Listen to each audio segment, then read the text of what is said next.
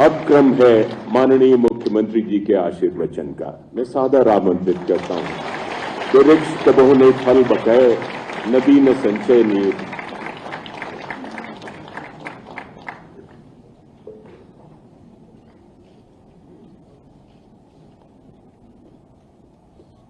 One विभाग में बंदरों के नियुक्ति पत्र वितरण के लिए आयोजित आज के इस कार्यक्रम में प्रदेश सरकार में मंत्रिमंडल के मेरे सहयोगी, वन, पर्यावरण, जंतु उद्यान एवं जलवायु परिवर्तन विभाग के मंत्री डॉक्टर अरुण कुमार सक्सेना जी, विभाग के राज्य मंत्री श्री के.पी. मलिक जी, प्रदेश के मुख्य सचिव श्री मनोज कुमार सिंह जी, प्रमुख सचिव वन, पर्यावरण एवं जलवायु परिवर्तन विभाग अनिल कुमार जी, प्रधान मुख्य वन संरक्षक एवं विभागाध्यक्ष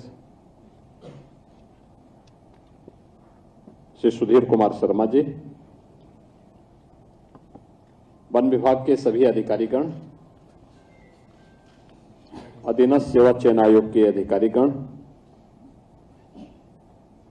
हमारे सभी सम्मानित अभिभावकगण, नव चयनित अभ्यर्थीगण और उपस्थित बहनों और भाइयों, मुझे प्रसन्नता है कि आज उत्तर प्रदेश वन विभाग को 701 नए वन दरोगा प्राप्त हो रहे हैं। इससे पहले सितंबर 2024 में 647 वन रक्षक वन विभाग को प्राप्त हुए थे। इतनी बड़ी संख्या में नियुक्ति के कारण वन विभाग में विभिन्न स्तर पर जो गैप था उसको पूरा करने में मदद मिलेगी। मैं इस चयन के लिए अधीनस्थ सेवा चयन आयोग के को धन्यवाद देते हुए आप सभी को, आपके अभिभावकों को वन दरोगा के रूप में नियुक्ति पत्र प्राप्त होने पर हृदय से बधाई देता हूं।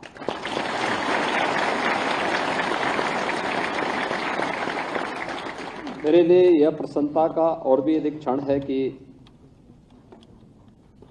वन और पर्यावरण जैसे विषय में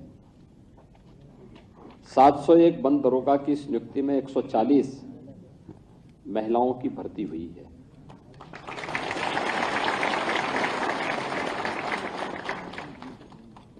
यानी ये दिखाता है कि हम लोगों ने जो एक लक्ष्य तय किया था कि 20% भर्ती महिलाओं की होनी चाहिए, लगभग उसके आसपास हम लोग इस भर्ती को उसके साथ जोड़ने में सफलता में प्राप्त हो रही है। आज का जो इस जीव सृष्टि के लिए सबसे बड़ा चैलेंज है वह पर्यावरण बन चुका है। दुनिया चिंतित है, देश का भी हर वह व्यक्ति चिंतित है जो पर्यावरण के बारे में, जीव सृष्टि के बारे में, उसके उज्जवल भविष्य के बारे में थोड़ी भी सकारात्मक भाव रखता है तो वह वर्तमान के उस परिदृश्य से चिंतित है जो वर्तमान में हम सबके सामने एक चुनौती के रूप में है। ग्लोबल वार्मिंग पूरी दुनिया के लिए एक चुनौती है, लेकिन ये कहीं और से नहीं आया। अनियोजित और अवैज्ञानिक विकास के पथ पर बढ़ने का दुष्परिणाम आज मनुष्य ने ही अपने लिए समस्या के रूप में देखा है और उसको झेल रहा है। कहीं अतिवृष्टि है, तो कहीं पर अनावृष्टि है, कहीं पर हीट वेव्स चल रही हैं, तो वहीं पर किसी एक दूसरे कोने में हम देखते हैं कि वहां पर कोल्ड वेव्स के कारण पूरी जीव सृष्टि ठिठुरती हुई दिखाई देती है।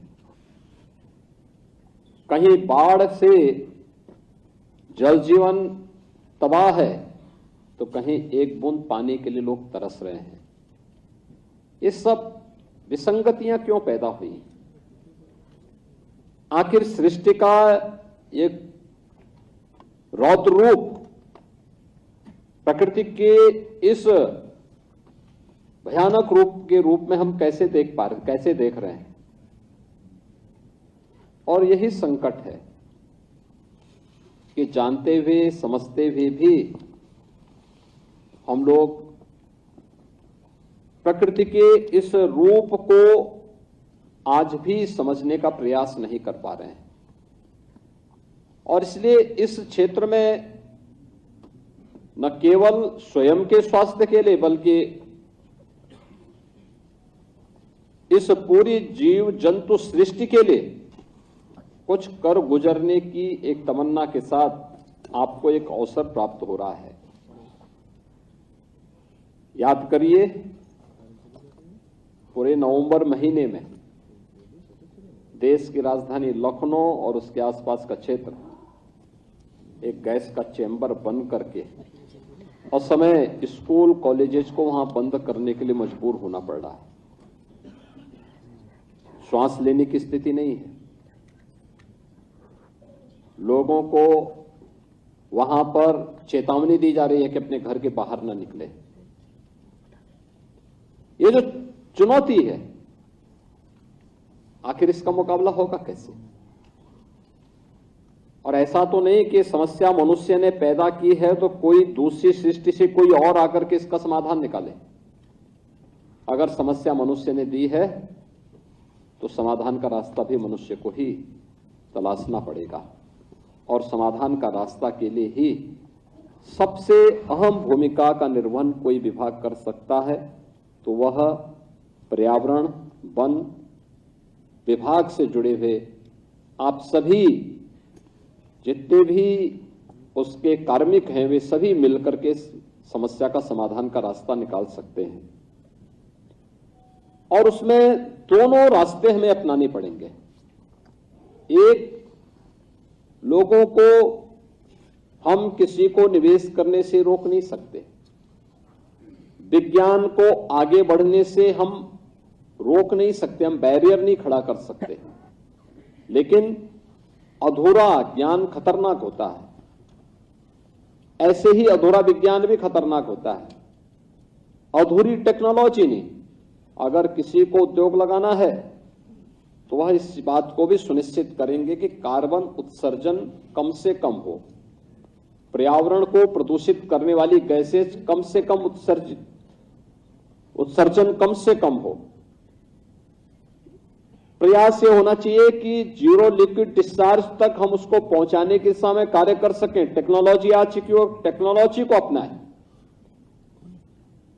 एक और जहां इस पक्ष को लेकर के हमें कार्य करना होगा, लेकिन साथ साथ लगातार वन आच्छादन कम होना भी हम सबके लिए एक चिंता का विषय होना चाहिए। आम जन को भी इसके प्रति जागरूक बनाना पड़ेगा। धरती माता के गर्भ में छुपा हुआ जल का जो भंडार है,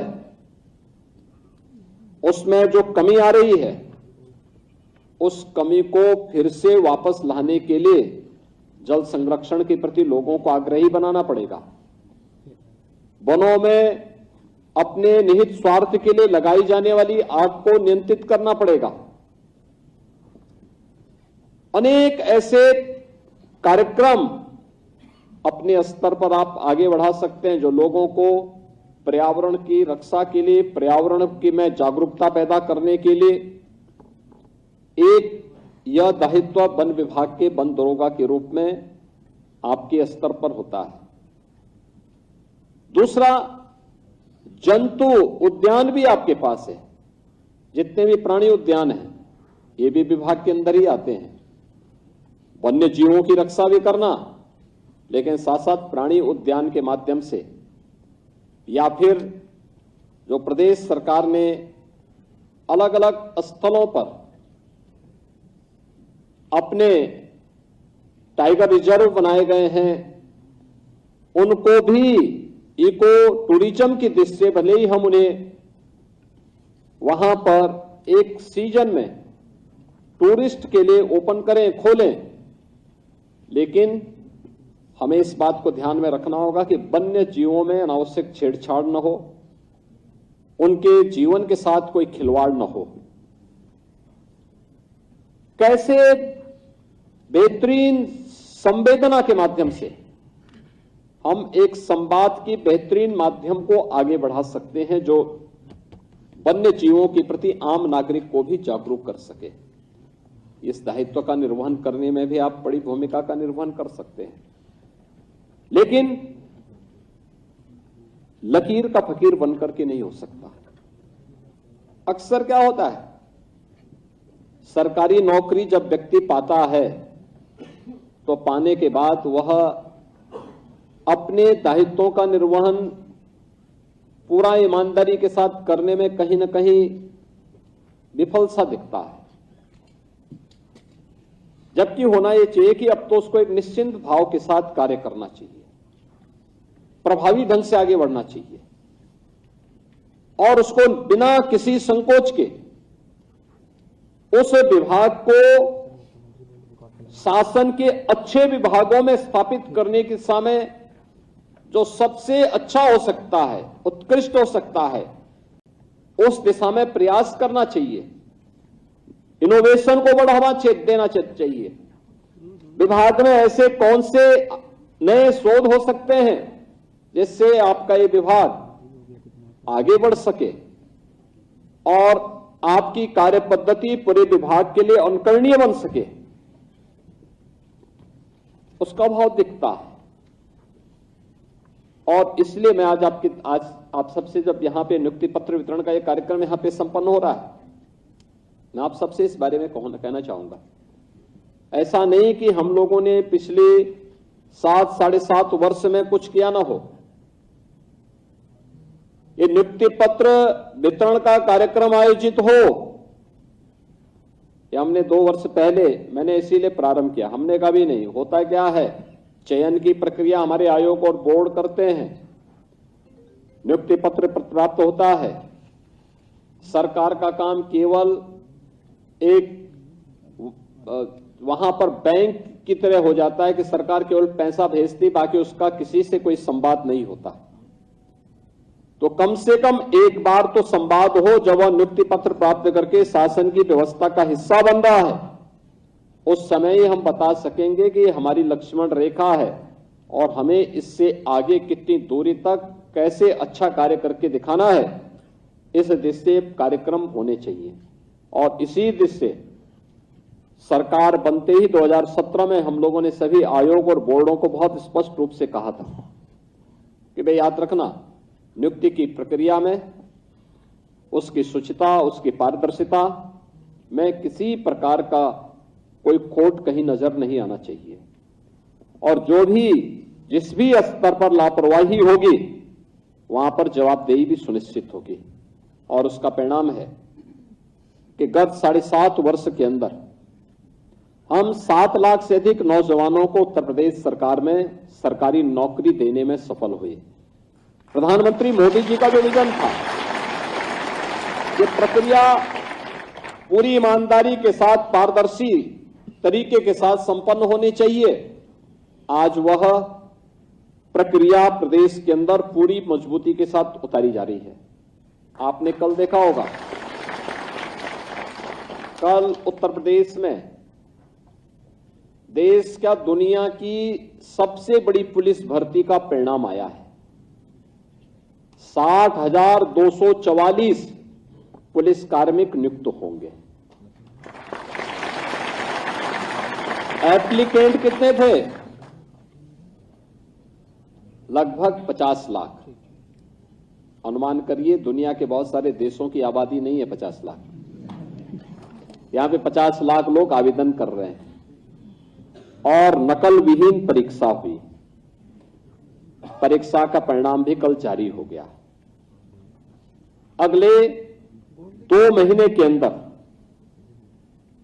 उनके वेरिफिकेशन की कार्रवाई, मेडिकल और फिजिकल फिटनेस की सारी कार्रवाई को संपन्न करते हुए उन्हें भी हम ट्रेनिंग सेंटर में आगे की प्रक्रिया के साथ जोड़कर के नियुक्ति की प्रक्रिया को पूरी करते हुए ट्रेनिंग के लिए भेज देंगे। आप अनुमान करिए कि उत्तर प्रदेश के 60,244 नौजवान एक साथ उत्तर प्रदेश पुलिस बल में भर्ती होकर के इसके माध्यम से अपने कैरियर को आगे बढ़ाएंगे और उसमें भी 20% बालिकाएं भर्ती हो रही हैं। याद रखना, इतनी भर्ती इससे पहले कभी नहीं हुई, कभी नहीं हुई। इतने पारदर्शी तरीके से भर्ती कभी नहीं हुई।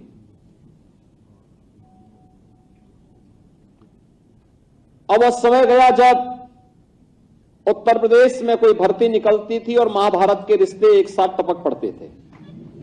हम लोगों ने इस पूरी भर्ती की प्रक्रिया से इस सारे नातेदारी रिश्तेदारी को एक तरफ किया और बहुत स्पष्ट रूप से कहा गया कि उत्तर प्रदेश की 25 करोड़ जनता हमारे परिवार का हिस्सा है और कोई भी भेदभाव उनके साथ नहीं होना चाहिए। किसी भी नौजवान के साथ कोई भेदभाव नहीं होना चाहिए। किसी भी नौजवान के साथ अगर किसी भी स्तर पर भेदभाव हुआ तो जो भेदभाव करने वाला होगा उसको उसकी क्या कीमत चुकानी पड़ेगी ये वह तय कर ले। और आपने देखा होगा इसीलिए सारी प्रक्रियाओं को उसी पारदर्शी तरीके से संपन्न किया जा रहा है और सरकार इसीलिए आपसे अपेक्षा भी करती है कि जो सरकार इतनी पारदर्शी तरीके के साथ इस पूरी प्रक्रिया को संपन्न करवाने के लिए आयोग और बोर्डों की मदद से इस कार्यक्रम को आगे बढ़ा रही है, उसी प्रकार का एक जिम्मेदारी आपके ऊपर भी सरकार डालना चाहती है कि राज्य हमें सम्मान दे रहा है, हमें पहचान दे रहा है, तो राज्य के प्रति और राष्ट्र के प्रति भी हमारा कोई दायित्व बनता है। क्योंकि अगर आर्थिक रूप से हमारा राज्य संपन्न होगा, पर्यावरण की दृष्टि से हमारा राज्य संपन्न होगा, तो आने वाली पीढ़ी, वर्तमान और भावी पीढ़ी भी हमारी खुशहाल होगी, उनके चेहरे पर खुशी झलकती भी दिखाई देगी। इसके लिए हमें अपने आप को तैयार करना होगा और एक एक कार्मिक का योगदान उत्तर प्रदेश के अंदर, उत्तर प्रदेश को देश की अर्थव्यवस्था के ग्रोथ इंजन के रूप में स्थापित करने में हुई है। आपने पिछले 7.5 वर्ष के अंदर देखा होगा उत्तर प्रदेश ने अपनी अर्थव्यवस्था को लगभग दोगुनी करने में सफलता प्राप्त की। प्रति व्यक्ति आय दुगनी हुई। 7 लाख से अधिक नौजवानों को तो हम सरकारी नौकरी दे दिए और 2 करोड़ से अधिक युवाओं को हमने निजी क्षेत्र में प्रदेश के अंदर सुरक्षा का एक बेहतरीन मॉडल खड़ा करके निजी क्षेत्र में उन्हें सरकारी नौकरी उपलब्ध करवाई और निजी क्षेत्र में नौकरी उपलब्ध करवाई या रोजगार के साथ जोड़ा।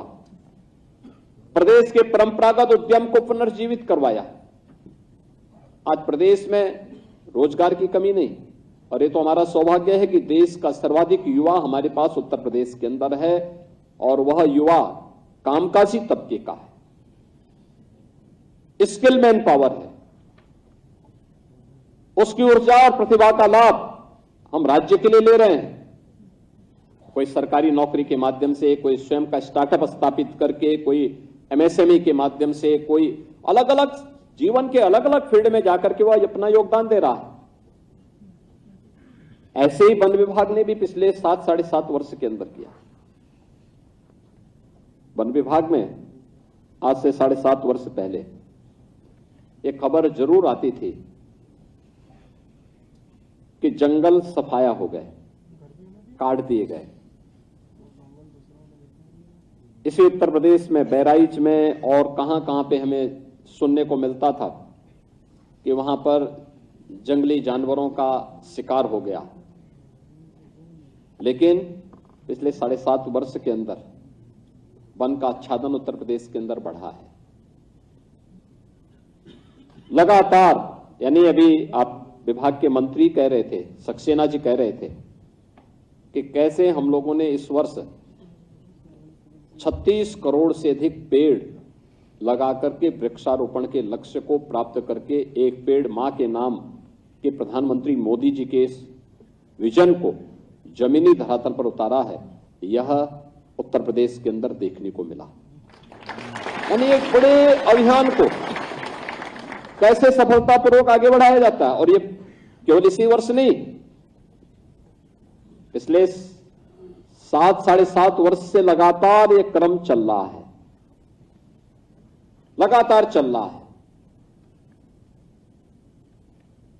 अब तक उत्तर प्रदेश ने लगभग 200 करोड़ से अधिक वृक्षारोपण के लक्ष्य को आगे बढ़ाया। और सबसे अच्छी बात क्या है, केवल वृक्षारोपण करना नहीं, वन विभाग जो वृक्षारोपण करता है उसमें 75% से अधिक वृक्ष जीवित पाए गए। विभिन्न विभागों के स्तर पर जो वृक्ष लगाए गए उनमें भी 65 से 70% वृक्ष जीवित पाए गए। लेकिन ये सामुदायिक जिम्मेदारी बने, आम जनमानस को इसके प्रति हम जागरूक कर सकें, यह महत्वपूर्ण होता है। आपकी सर्विस है, सर्विस के दौरान अक्सर होता है कि आप वन विभाग में आप सर्विस कर रहे हैं तो पब्लिक से आप अपनी दूरी बना लेते हैं। पब्लिक से दूरी बनाने से नहीं होगा, पब्लिक के साथ संवाद बना करके, बेहतर संवाद बना करके आप वन की रक्षा भी कर पाएंगे, यानी दोनों जीव की भी और जंतु की भी रक्षा कर पाएंगे।